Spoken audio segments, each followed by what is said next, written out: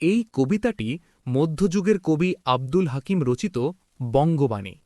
নবম দশম শ্রেণীর শিক্ষার্থীদের জন্য এই কবিতাটি বিশেষভাবে গুরুত্বপূর্ণ, কারণ এখানে কবি বাংলা ভাষার মর্যাদা, প্রয়োজনীয়তা এবং আত্মপরিচয়ের প্রশ্নটি খুব স্পষ্ট ও দৃঢ়ভাবে তুলে ধরেছেন। এটি শুধু একটি ভাষা বিষয়ক কবিতা নয়, বরং বাঙালির আত্মসম্মান, সংস্কৃতি ও চিন্তার স্বাধীনতার ঘোষণা। কবিতার শুরুতেই কবি একটি বাস্তব সমস্যার কথা বলেন। তিনি বলেন, যাদের বই পড়ার অভ্যেস নেই তারাই তার কাছে এসে অনুরোধ করেছেন। এখানে কবি বোঝাতে চান, আরবি বা ফার্সি ভাষায় লেখা ধর্মীয় বা জ্ঞানমূলক গ্রন্থ সাধারণ মানুষের পক্ষে বোঝা কঠিন ছিল, ফলে সাধারণ মানুষ জ্ঞান থেকে বঞ্চিত হচ্ছিল। এই বঞ্চনার কথা কবির মনে গভীর ইচ্ছা বা আগ্রহ সৃষ্টি করেছে, সাধারণ মানুষের উপকার করার ইচ্ছা। এরপর কবি বলেন, এই কারণেই তিনি বাংলায় রচনা করার সিদ্ধান্ত নিয়েছেন। তিনি তার কাজকে আল্লাহর কাছে নিবেদন করছেন এবং নিজের পরিশ্রমের মাধ্যমে সকল মানুষকে সন্তুষ্ট করতে চান। এখানে কবির উদ্দেশ্য স্পষ্ট, তিনি খ্যাতি বা ব্যক্তিগত লাভের জন্য লেখেননি, বরং মানুষের কল্যাণের জন্য লিখেছেন। এটি একজন দায়িত্বশীল কবির পরিচয়।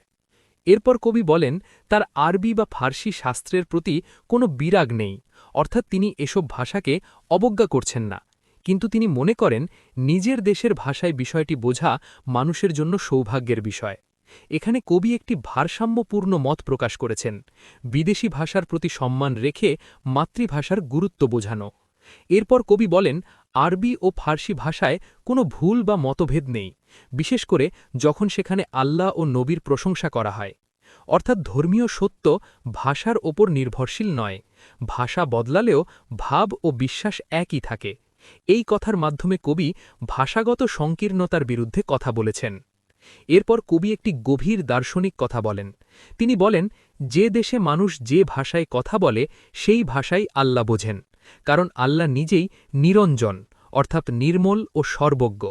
মানুষের ভাষা আল্লাহর বোঝার ক্ষমতাকে সীমাবদ্ধ করতে পারে না। এখানে কবি স্পষ্টভাবে দেখিয়েছেন, আল্লাহ কোনো নির্দিষ্ট ভাষার মধ্যে আবদ্ধ নন। এরপর কবি আরও জোর দিয়ে বলেন, আল্লাহ সব ভাষাই বোঝেন, হিন্দুয়ানি হোক, বাংলাই হোক বা অন্য যে কোনো ভাষা, বঙ্গদেশের ভাষা হোক বা অন্য দেশের বাণী, সবই তার কাছে সমান। এই অংশে কবি ধর্মীয় দৃষ্টিকোণ থেকে মাতৃভাষার বৈধতা প্রমাণ করেছেন। এরপর কবি সমালোচনা করেছেন সেই সব মানুষের যারা ধর্মের গভীর অর্থ বা মারফত বোঝেন না এবং শুধুমাত্র ভাষার কারণে বিদ্বেষ পোষণ করেন।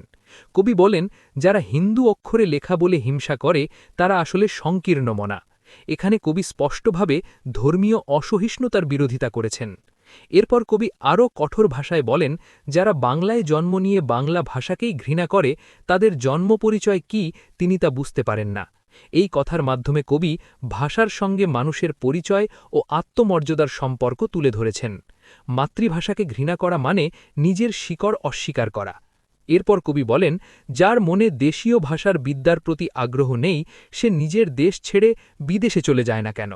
এখানে কবির বক্তব্য ব্যঙ্গাত্মক হলেও গভীর অর্থপূর্ণ। তিনি বোঝাতে চান, দেশের ভাষা ও সংস্কৃতিকে ভালো না বাসলে দেশে থাকার নৈতিক অধিকার হারায় মানুষ। কবিতার শেষ অংশে কবি বলেন, তার মা, বাবা ও পূর্বপুরুষেরা বঙ্গদেশে বাস করেছেন, তাই দেশের ভাষার উপদেশ গ্রহণ করাই তার কাছে সবচেয়ে কল্যাণকর মনে হয়। এর মাধ্যমে কবি ঘোষণা করেন, মাতৃভাষাই মানুষের চিন্তা, শিক্ষা ও সংস্কৃতির সবচেয়ে স্বাভাবিক মাধ্যম। সব মিলিয়ে বঙ্গবাণী কবিতাটি নবম দশম শ্রেণীর শিক্ষার্থীদের শেখায়, মাতৃভাষা শুধু কথা বলার মাধ্যম নয়, এটি আত্মপরিচয়ের অংশ। জ্ঞান, ধর্ম ও মানবিকতা ভাষার দ্বারা সীমাবদ্ধ নয়। নিজের ভাষাকে ভালোবাসা মানে নিজের অস্তিত্বকে সম্মান করা। এই শক্তিশালী ও প্রগতিশীল চিন্তাই আব্দুল হাকিম তার বঙ্গবাণী কবিতার মাধ্যমে আমাদের সামনে তুলে ধরেছেন।